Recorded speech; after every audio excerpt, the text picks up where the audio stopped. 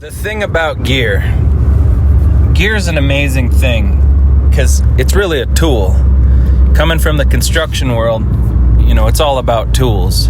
Knowledge is the main thing, but knowing how to use the tools, what tools are available, that's the knowledge. It's how to associate yourself with the tools.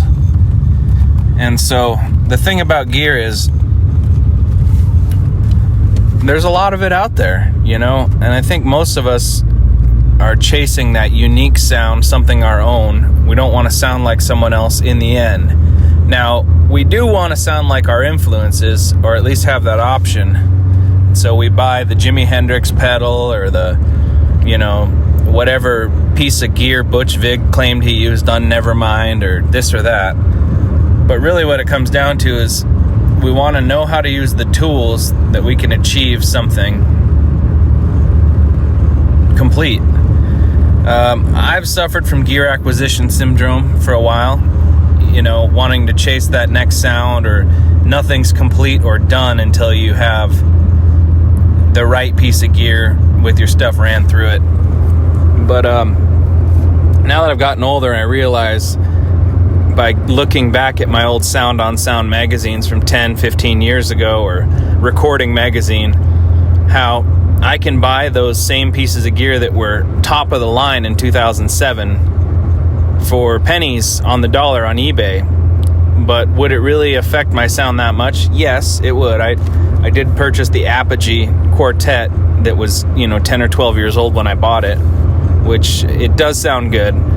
But it made me realize that today in 2023, if I opened up Sound on Sound magazine or Recording magazine, I would be advertised a whole new set of needs and wants. Advertising is really kind of an amazing thing. The little bit of college I did take, I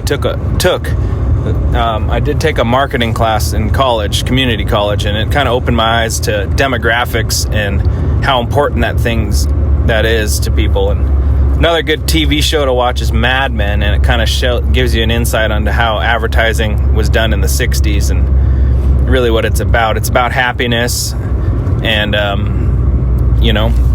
So going to that word happiness, as a musician, we all want to have a creative space that we can express ourselves in without having to trip over cables or find that missing battery or piece of tape or the clip for the microphone or whatever it might be, or crashing computer, all of that stuff. That all hinders the joy of actually hitting record, recording something, organizing your files, and having them saved in such a way to where in a week you could go back and pick up where you left off with your song and your creativity level. But a lot of that stuff gets in the way, and I think what it really comes down to is gear is important, gear is cool. This might be a cliche, but, everyone always says, oh, it's about your ears, it's about this and that. You read any Sound on Sound interview, and the people always say the same thing, but I know it goes over my head. I'm sure it goes over other people's heads, too, where it's like, well, no, you need that, 2 SM58s with the API-free, preamp, or this compressor, or whatever it is. You need to tune your drums just right, or, have that fresh guitar strings to sound like this guy or that guy. But I think it's like being okay with things being done, allowing things to be done, and then also having a system. I think that's the most important piece of gear, is the system creator, to where you can be consistent. Because you look at some of the best musicians around, or the touring musicians, I love seeing stories of guys who swear by this 1980s piece of rat gear. Chris Lord Algie or whatever his name is, CLA. He swears by his 16-track Sony digital recorder, tape recorder. I mean, maybe he's changed now, but the interview I saw, he was all about that. And what it did for him was took people's Pro Tools, tracks that were like 140 tracks, and it reduced it down to 16 tracks. He did Green Day, Dave Matthews Band, all kinds of stuff. Whatever your genre you like, I'm sure he's probably messed with some of that.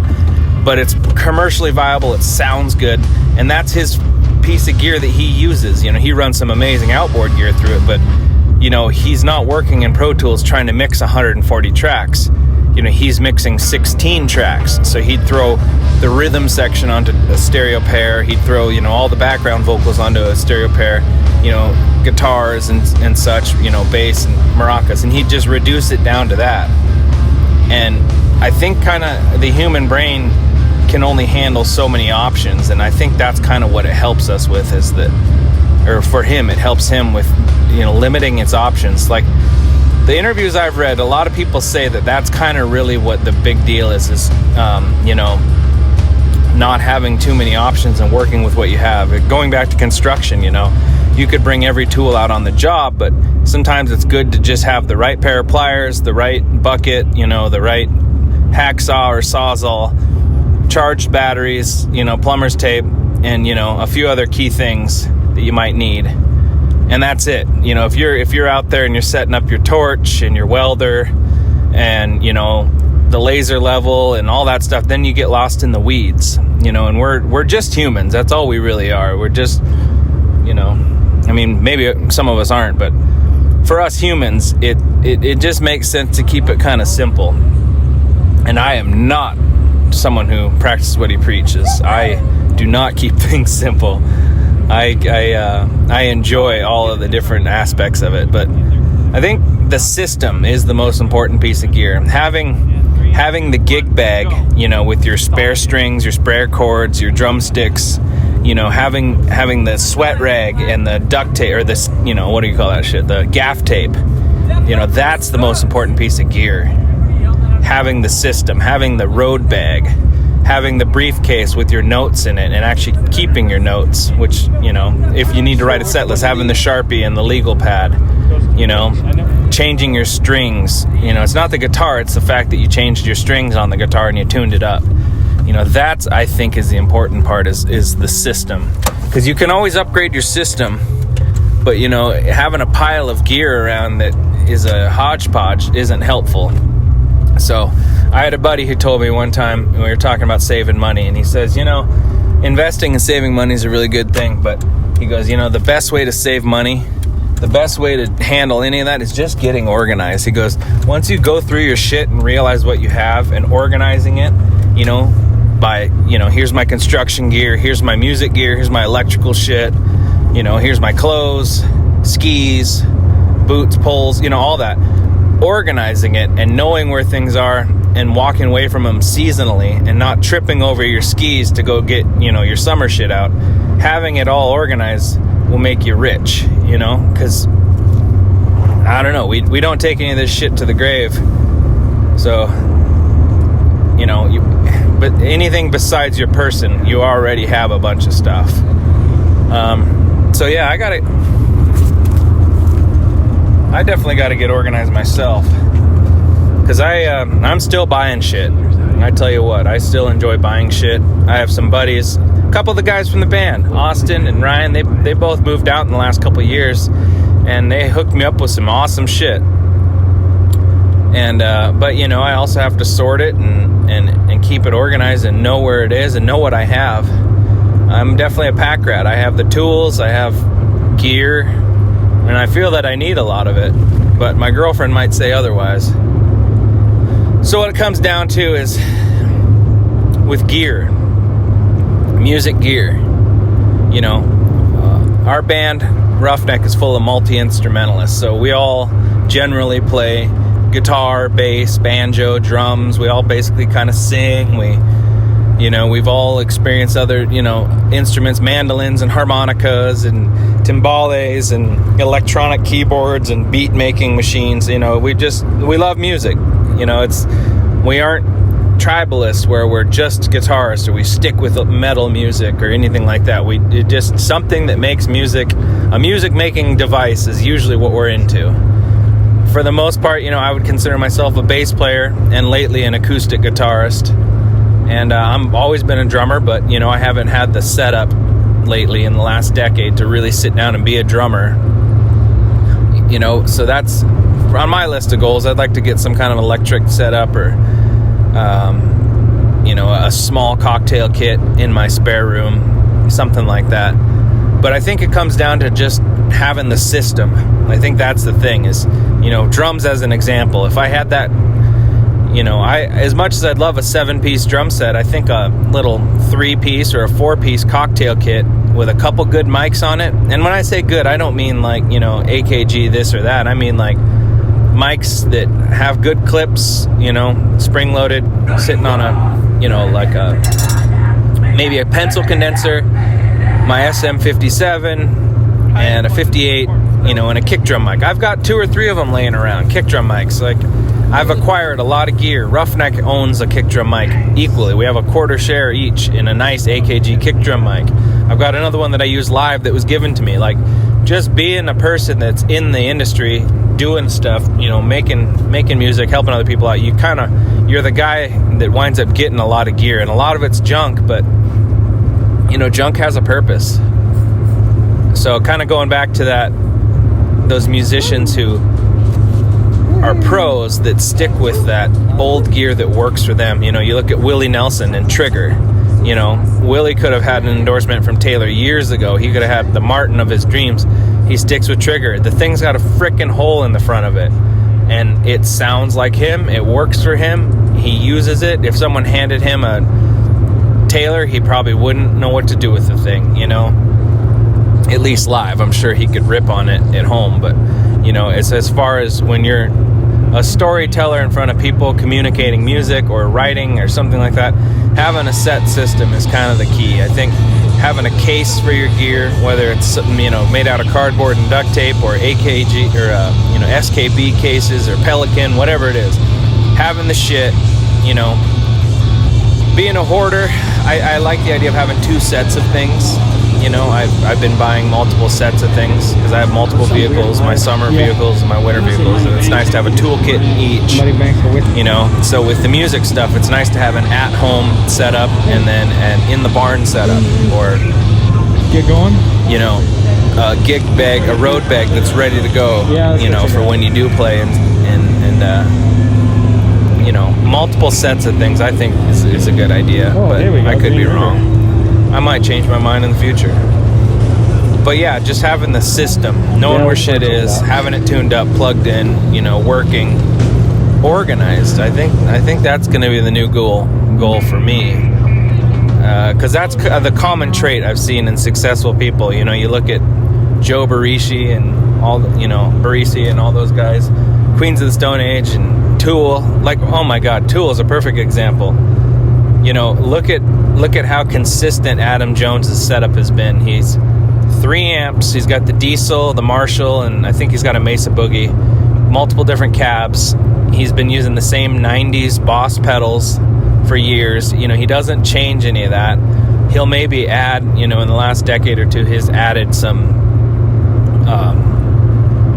you know, special effects like a organ foot pedal for the bass, or a little Korg keyboard. He's added the talk box, but for the most part, I think he uses the Q-wah, which has got that big, crazy, wide wah sound that's not screechy, it's more deep.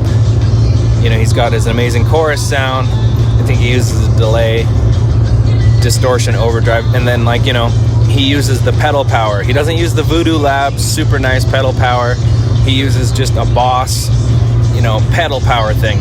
But that's the difference right there. You know, when I go to jam in the barn and I've got 12 pedals playing and I'm using just a little daisy chain one spot, and it doesn't adequately power my pedal board, so it cuts out and it crackles and it does this and it does that, you know, it doesn't work for me.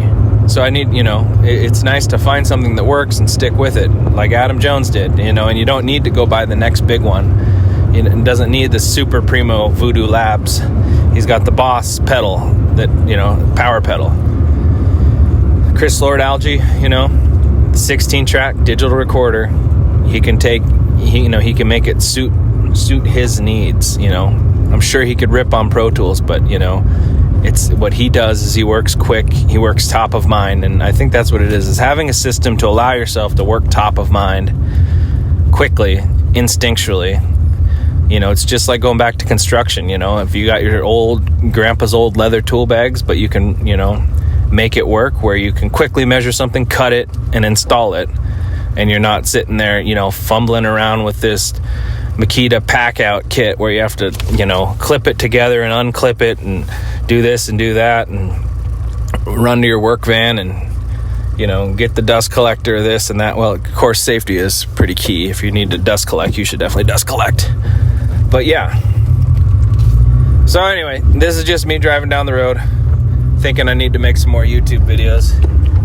And I've had a few thoughts on YouTube videos. I enjoy watching them, and I enjoy making them too. It is kind of fun, you know. That's a whole nother other system, is making the YouTube videos, having the right, you know, program and the file storage. That's the big one right now for me, is getting the right kind of file storage. You know, Andrew Camerata, a big influence of mine, I think he uses Synology or Synchrology or whatever the hell it is, which is, you know, just a big data bank thing, you know, multiple external hard drives like a server, but having a file system, you know, naming things properly, sorting things. Because, you know, life is life. You know, when I'm filming stuff, I'm filming all kinds of shit. Some of it's music, some of it's nature, some of it's on the road. And then sorting it as such, and then being able to reference back to it.